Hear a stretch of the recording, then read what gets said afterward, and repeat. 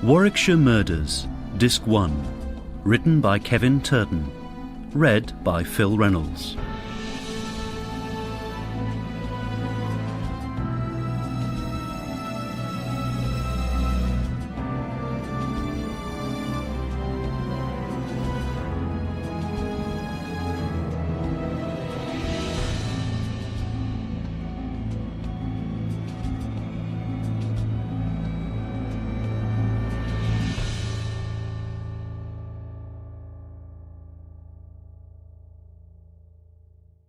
A Question of Insanity.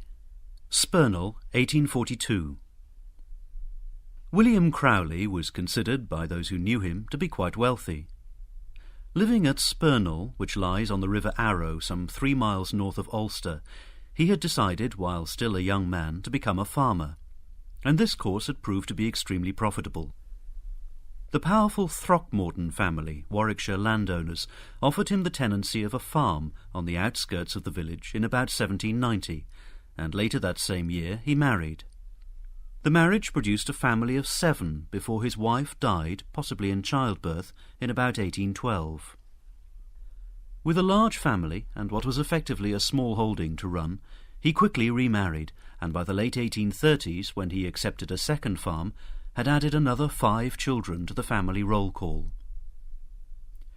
Life for the Crowleys ought to have been as comfortable as it was prosperous, but while William Crowley had been blessed with wealth, he had not been blessed with virtue.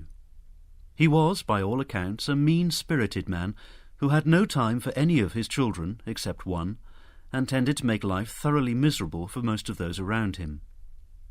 It was only to his youngest son, Joseph, that he paid any attention, and as the boy grew older, it was to him that control of the 2 farms passed. Almost half the family was certified insane, and all the daughters, of which there were 6, were turned out of the house as soon as they had reached an age at which he deemed them able to care for themselves.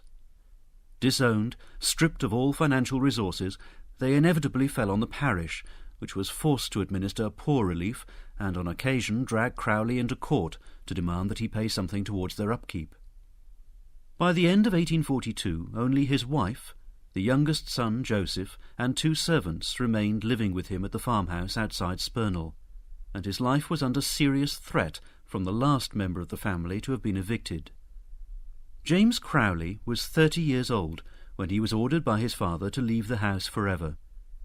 The blood feud had been raging for over 2 years, and when James left in the spring of 1842 to go and lodge at the blacksmith's house some 300 yards away, he promised to kill the old man. It was a threat his father took extremely seriously, although for some strange reason, despite this threat, he still gave his estranged son an allowance of £1 per week, a saddle and a horse for his use.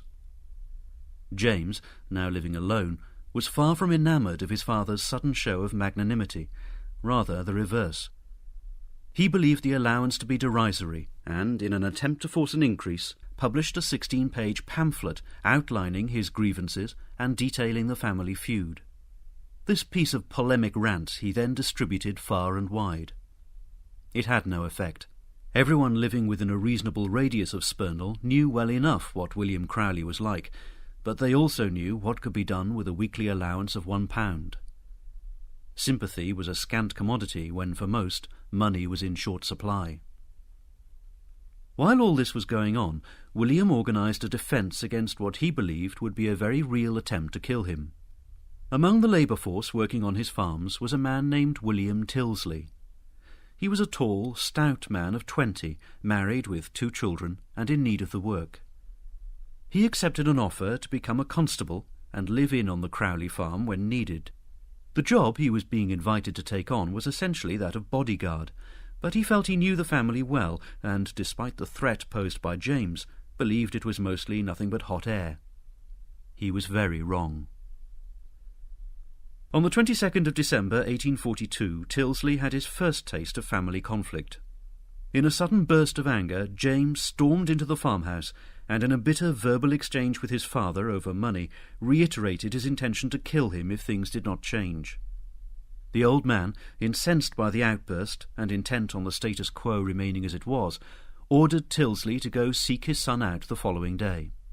He wanted James to see the power he could wield and the threat his newly appointed constable offered. It worked. Tyldesley told James in no uncertain terms that he was no longer welcome at the farm and that he was to look elsewhere for his extra money. Had William Crowley stuck to his word, then quite possibly the tension between father and son would have eased. Unfortunately, whether influenced by his wife or not, Tyldesley's good work was all undone when William offered James an olive branch.